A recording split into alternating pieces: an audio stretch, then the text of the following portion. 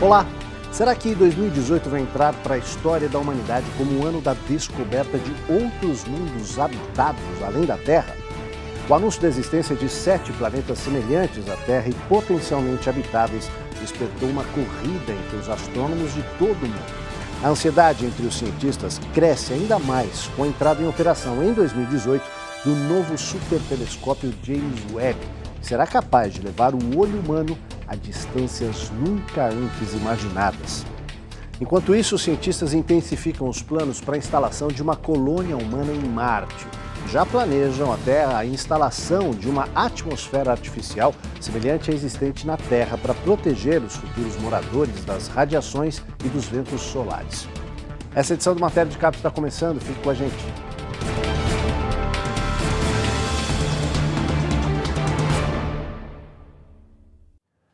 Sete planetas do tamanho da Terra que podem ter água e abrigar algum tipo de vida.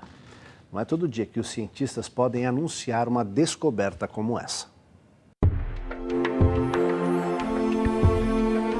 Astrônomos europeus e norte-americanos localizaram 7 planetas que guardam alguma semelhança com a Terra, situados a 40 anos. Deles podem ter água na superfície, o que permitiria a existência de vida. A descoberta, anunciada na revista científica Nature, foi possível graças ao uso de telescópios situados na Terra e no espaço. Um deles é o supertelescópio construído no deserto de Atacama, no Chile, e operado pelo ESO, o Observatório Europeu do Sul, que faz parte da Agência Espacial Europeia. Os 7 planetas giram em torno da estrela TRAPPIST-1, que tem apenas 8% da massa do Sol, mas é maior do que Júpiter. Esse sistema é o que reúne o maior número de planetas de dimensões semelhantes aos da Terra, bem da área do universo até agora conhecido, que apresenta as condições mais favoráveis para a existência de alguma espécie de vida. Cientistas da Universidade de Cambridge, no Reino Unido, que analisaram os dados da ESO, explicam por que esse sistema é tão especial. Estrelas anãs como a TRAPPIST-1 são bem mais fracas do que o Sol, portanto os planetas que giram em torno dela precisam estar mais próximos para que exista água e calor. E é justamente o que acontece por lá. Para se ter uma ideia, vale comparar com os planetas do Sistema Solar. As órbitas dos chamados 7 irmãos são mais próximas da estrela anã do que Mercúrio e do Sol, mas as dimensões reduzidas da TRAPPIST-1 permitem que os planetas recebam uma quantidade de energia semelhante à de Vênus, Terra e Marte.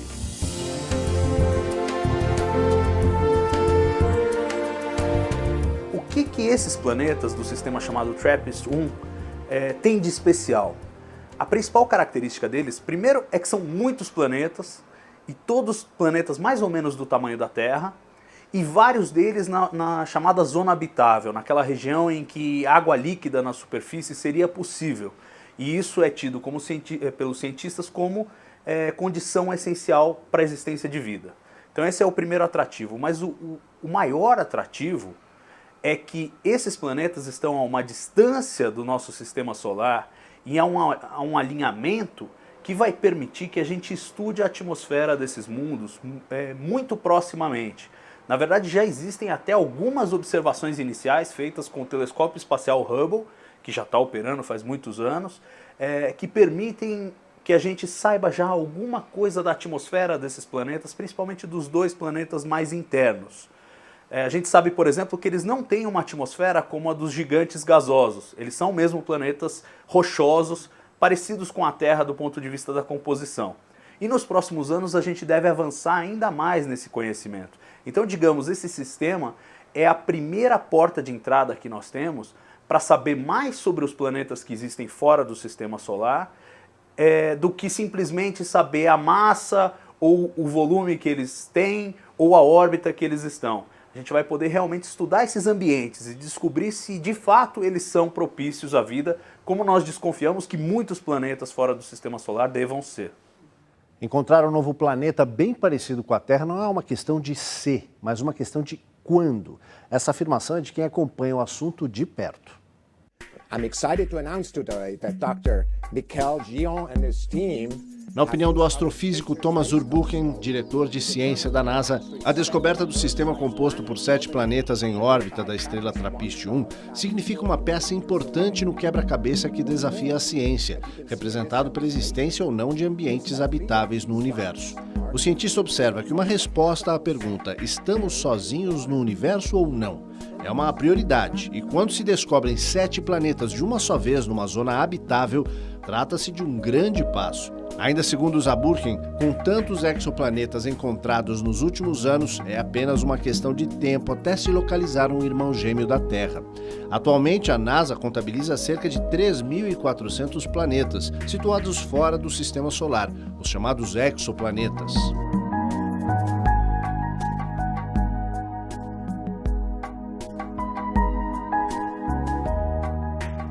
Transformar o planeta Marte num lugar habitável não é simples, mas não chega a ser impossível. O primeiro passo seria criar lá um recurso do qual a Terra já dispõe, um campo magnético.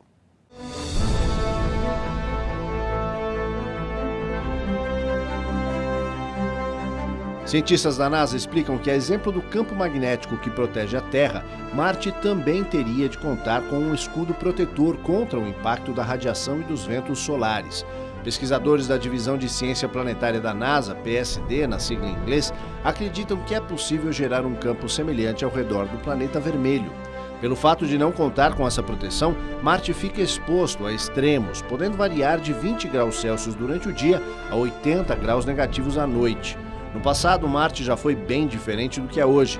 Estudos recentes dizem que o planeta já teve um campo magnético, que desapareceu há cerca de 4 bilhões e 200 milhões de anos. Na sequência, os oceanos e rios que existiam lá também desapareceram, deixando suas marcas no solo. As missões MAVEN da NASA e Mars Express da Agência Espacial Europeia vêm aprofundando os estudos sobre o planeta e têm feito importantes descobertas.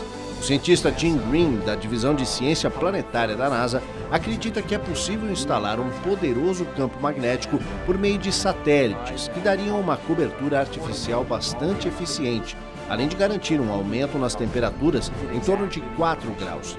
Essa mudança levaria ao derretimento do dióxido de carbono no polo norte do planeta, criando um efeito estufa que permitiria a criação de condições compatíveis com a presença de água em estado líquido. Os cientistas da NASA trabalham com a previsão de instalação de uma colônia humana em Marte por volta de 2030.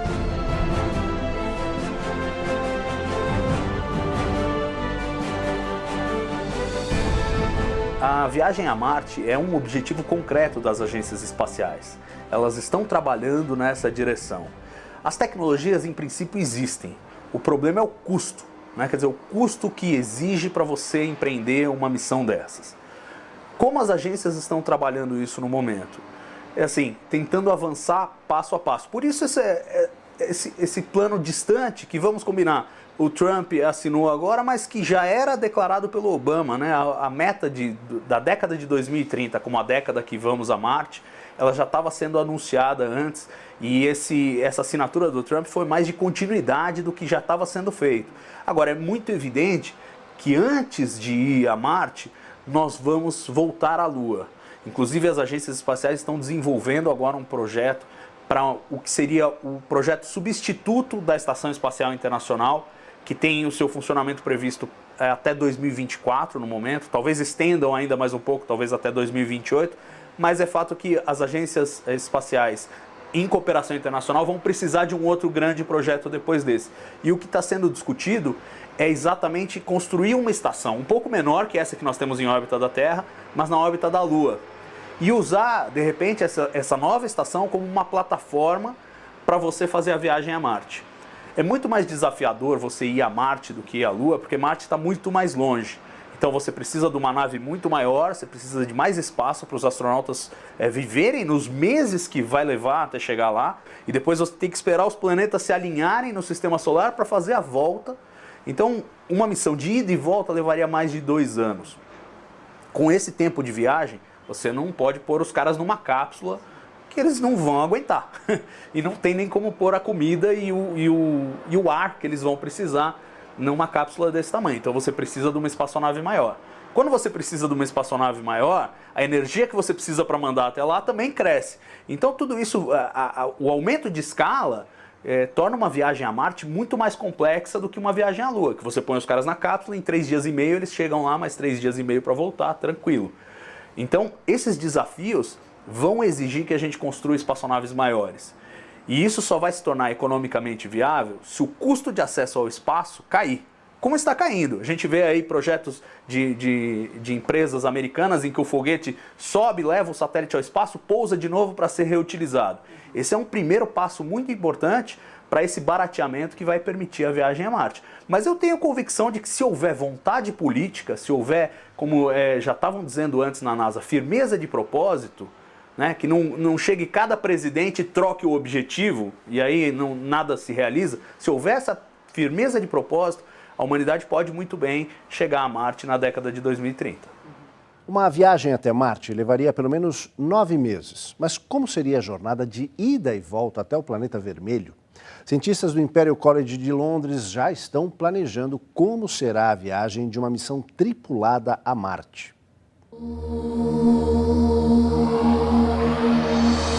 Como colocar o homem em Marte? Cientistas traçam estratégias que podem finalmente levar um astronauta a outro planeta do Sistema Solar. O cientista Simon Foster explica que o primeiro passo para a missão é o desenho do foguete, que deverá transportar tudo que vai ser preciso para a sobrevivência da equipe. O professor Tom Pike diz que o lançamento será feito com um foguete comum, porém no topo dele haverá configurações específicas que permitirão a viagem a partir da Terra, com destino exato à órbita de Marte. Durante o trajeto, uma parte do foguete deve se separar do restante. Assim, 2 naves seguirão um curso paralelo, uma tripulada e outra não. Simon lembra que será preciso torcer para que não haja tempestades de asteroides durante a travessia, fenômeno impossível de prever. Ao chegar próximo a Marte, as 2 partes do foguete voltarão a se unir. Os astronautas seguirão para a ponta da nave e serão ejetados diretamente para a atmosfera do planeta. Para isso é necessário uma extremidade cônica no foguete, resistente ao calor. Os paraquedas então poderão ser acionados. A ponta se soltará da nave e um trem de pouso entrará em ação à medida que o veículo de reentrada desce até a superfície. Após alguns meses de pesquisas em solo marciano, uma cápsula que terá ficado na área de pouso será ejetada de volta para a Terra.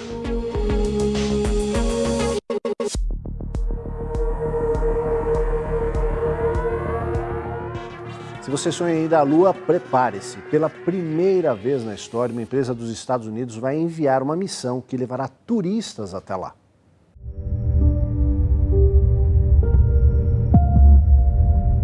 O projeto contou com o apoio da NASA através do seu programa de tripulação comercial.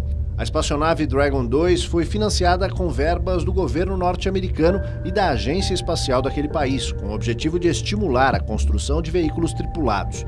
No final deste ano será realizado um voo de teste não tripulado e os passageiros passarão por exames físicos e psicológicos. A espaçonave dará uma volta ao redor da Lua, mas não deve pousar por lá.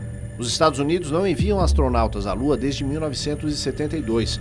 A SpaceX acredita que a viagem dá início a uma nova etapa de exploração do satélite.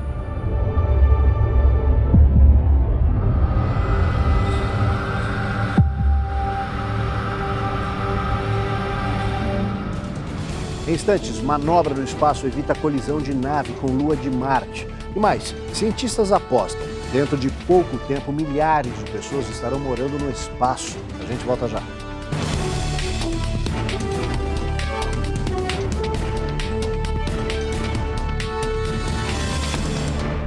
Com uma manobra bem sucedida, a NASA conseguiu evitar a colisão entre uma espaçonave e a Phobos, uma das luas marcianas.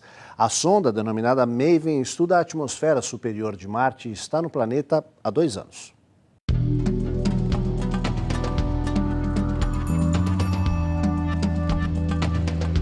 O alerta surgiu quando a NASA percebeu que a espaçonave MAVEN e a lua Phobos chegariam no mesmo ponto do espaço com apenas 7 segundos de diferença uma da outra.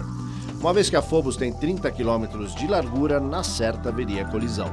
Com o perigo iminente, 6 dias antes da possível colisão, os controladores programaram uma queima do combustível da espaçonave, o que aumentou sua velocidade em 40 centímetros por segundo. Com um acúmulo de quase 1 quilômetro de distância por dia, na suposta data da colisão, a sonda MAVEN felizmente estava a uma boa distância da Lua marciana. A colisão foi prevista por controladores da missão no laboratório de propulsão a jato da NASA em Pasadena, na Califórnia.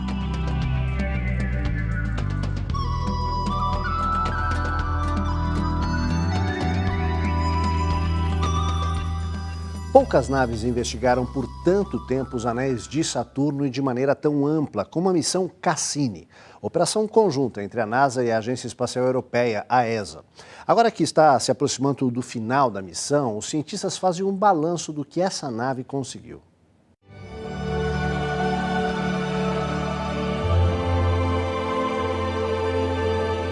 Lançada em 1997, a nave Cassini entrou em órbita de Saturno em 2004. Desde então, fez inúmeros sobrevoos entre os anéis e luas, ampliando de forma considerável o conhecimento científico sobre o planeta e seus satélites. Entre os corpos celestes que mais despertaram o interesse dos cientistas, inclui-se a lua de Saturno, Enceladus. Para se ter uma ideia, inicialmente estavam previstos 3 sobrevoos nessa lua, mas esse número passou para 20 após as primeiras investigações. Enceladus abriga um oceano de água salgada abaixo da sua crosta de gelo, além de fontes hidrotérmicas que chegam à superfície por meio de geysers. Para os astrônomos, essa lua reúne as condições necessárias à existência de algum tipo de vida.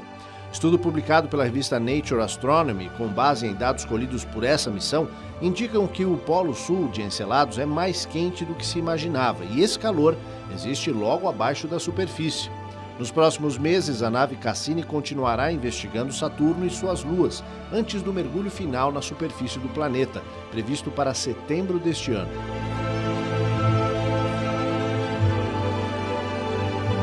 Os cientistas, aí uma das coisas que eles fizeram com a Cassini, que eles não tinham como prever a hora que eles chegaram lá, mas a vantagem de você ter uma missão de longa duração é isso, é que você pode fazer descobertas e aí reorientar a sua espaçonave para fazer novas descobertas. Uma das coisas que eles fizeram com a Cassini foi atravessar uma dessas plumas de água que estavam sendo ejetadas de Encélado.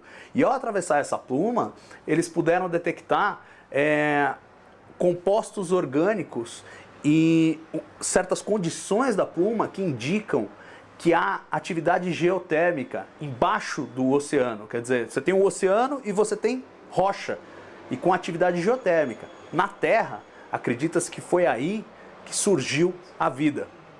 Então, toda a perspectiva é de que em Encélado possa realmente ter vida. Se a gente entendeu alguma coisa de como a vida surgiu na Terra, isso vale para Encélado também. Numa rara demonstração de colaboração científica, russos e americanos assinaram um acordo para ampliar as pesquisas sobre o planeta Vênus.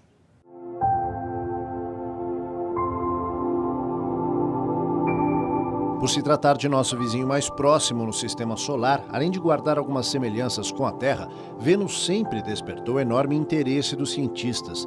Dependendo da órbita deles, a distância entre a Terra e Vênus varia entre 41 milhões de quilômetros, a mais próxima, e 260 milhões.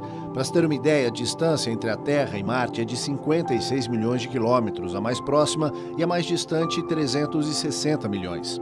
Agora, um acordo entre a NASA e a Academia de Ciências da Rússia prevê a intensificação dos estudos sobre Vênus para investigar, entre outros pontos, a existência de um efeito estufa permanente e as temperaturas de até 400 graus Celsius. Cientistas russos vão colaborar com o projeto da nave Venera D, ainda sem previsão de lançamento. De acordo com os planos, essa nave vai sobrevoar Vênus durante 3 anos e, ao contrário das missões anteriores, como a Mariner 2 e a Magalhães, vai lançar uma sonda capaz de pousar no planeta e resistir durante 4 meses às altas temperaturas locais. Antes de ser incinerada, a sonda deve enviar uma grande quantidade de dados sobre a superfície e as condições ambientais. Por se tratar do planeta que oferece a mais bela visão quando observado da Terra, Vênus ganhou o nome da deusa romana da beleza, o equivalente à deusa grega Afrodite.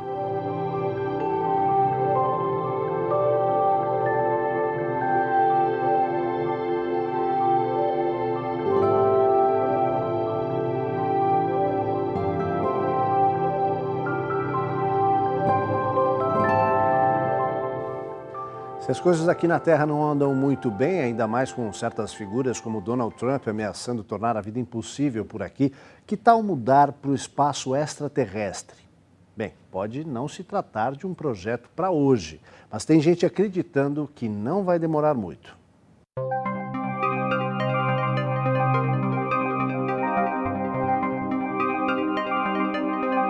Em apenas 20 anos, milhares de pessoas estarão vivendo em colônias instaladas em órbita da Terra.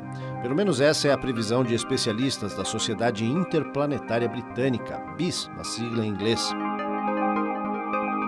Para Jerry Stone, diretor da sociedade e autor do livro One Small Step, essa ideia é totalmente viável. Basta imaginar a Estação Espacial Internacional, que atualmente abriga 6 astronautas que se revezam para ocupar o módulo em órbita terrestre. Segundo Stone, bastaria ampliar o espaço atual, que é do tamanho aproximado de um ônibus, para cerca de 40 quilômetros quadrados. A cidade espacial poderia ser montada aos poucos, com novos módulos sendo acrescentados como se fossem peças de um quebra-cabeças. O projeto também prevê a produção de alimentos em estufas, a captação de energia solar e a instalação de centros de lazer. Stone acredita que a tecnologia para tudo isso já existe, só falta pôr mãos à obra. Íamos esquecendo, e encontrar alguns milhares de voluntários dispostos a trocar a vida na Terra por uma aventura no espaço. Se alguém aí se interessa, é bom começar a frequentar o site da British Interplanetary Society.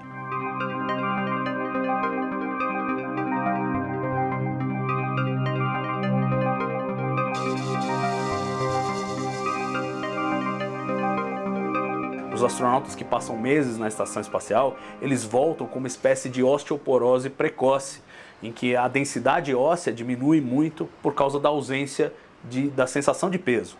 Então esse é um problema incontornável. O único jeito de você resolver isso para que você possa morar em definitivo no espaço seria gerar gravidade artificial. Isso é impossível? Bom, não é impossível. A gente viu no filme 2001, Uma Odisseia no Espaço, como isso pode ser feito. Se você fizer uma estação giratória, a força centrífuga vai servir como gravidade. É como se você estivesse girando uma pedra, a pedra está sempre querendo escapar pela tangente quando você está girando. Se você solta, ela escapa. Então, quer dizer, se você colocar a estação para girar, os astronautas dentro vão sempre querer sair pela tangente e isso vai ser o equivalente da força da gravidade.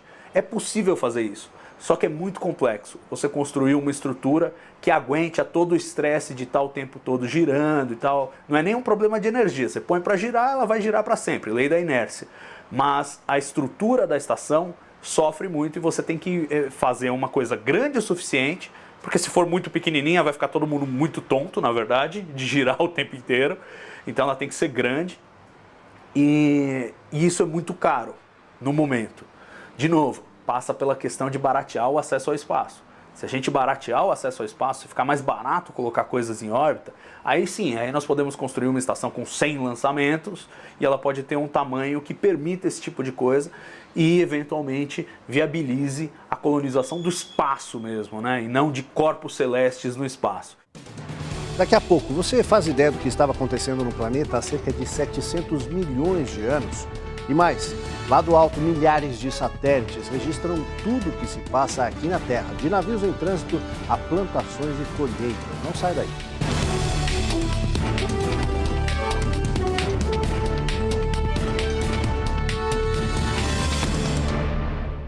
O que estaria acontecendo aqui pela Terra há cerca de 717 milhões de anos? Vulcões que emitiam lava e calor transformaram o planeta numa bola de gelo. Parece confuso, não é mesmo? Mas já vamos explicar. Tudo começou com uma série de erupções vulcânicas na região que hoje conhecemos como Alasca e Groenlândia. Foram inúmeros vulcões que entraram em atividade ao mesmo tempo. Logo, o planeta ficou encoberto por uma extensa camada de cinzas e gases que bloquearam os raios solares. Resultado, a Terra esfriou rapidamente e logo se transformou numa bola de gelo de polo a polo. O estudo realizado pelos pesquisadores da Escola John Loeb de Ciências Naturais da Universidade de Harvard foi liderado pelo professor Francis McDonald. De acordo com as pesquisas, vulcões hoje inativos e escondidos sob o gelo do Ártico e da Groenlândia, na época se espalhavam por quase 4.000 quilômetros no hemisfério norte, reunindo um poder de destruição hoje desconhecido no planeta.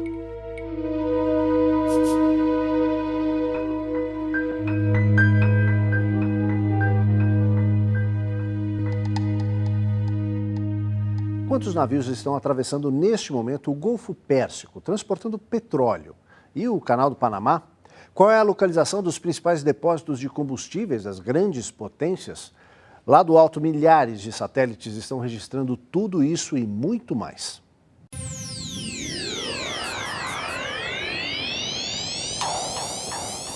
Áreas cultivadas nos Estados Unidos, Europa, Ásia e América Latina, estado do solo e previsão de colheitas, pastagens e produção na agropecuária, exploração de madeira e mineração. Tudo que tem algum valor está sendo fotografado ou filmado pelos milhares de satélites em órbita do planeta. Alguns têm apenas o tamanho de uma caixa de sapatos, outros, incluindo a extensão das antenas, chegam a ter o tamanho de um ônibus. Já faz algum tempo que empresas especializadas vendem esses dados para investidores e companhias interessadas no desempenho de cada setor. Agora, uma startup de tecnologia, a Descartes Lab, vai além e oferece um tipo de busca exclusiva via satélite. Por exemplo, de containers, e o satélite localiza de forma instantânea todas as demais embarcações semelhantes em trânsito nos oceanos. O mesmo vale para plantações, exploração de recursos minerais, usinas eólicas ou instalações de energia solar. É só pedir que o satélite vai buscar.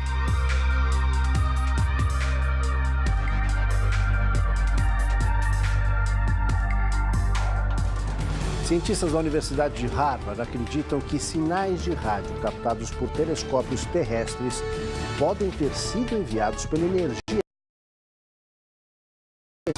O estudo publicado pela revista Astrophysical Journal indica que as ondas captadas teriam origem na energia estelar utilizada como combustível para alguma nave intergaláctica.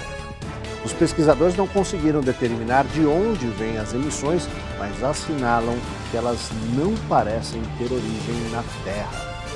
Essa edição do Matéria de Capa fica por aqui. A gente volta na próxima semana nesse mesmo horário. Uma ótima noite a todos e até lá.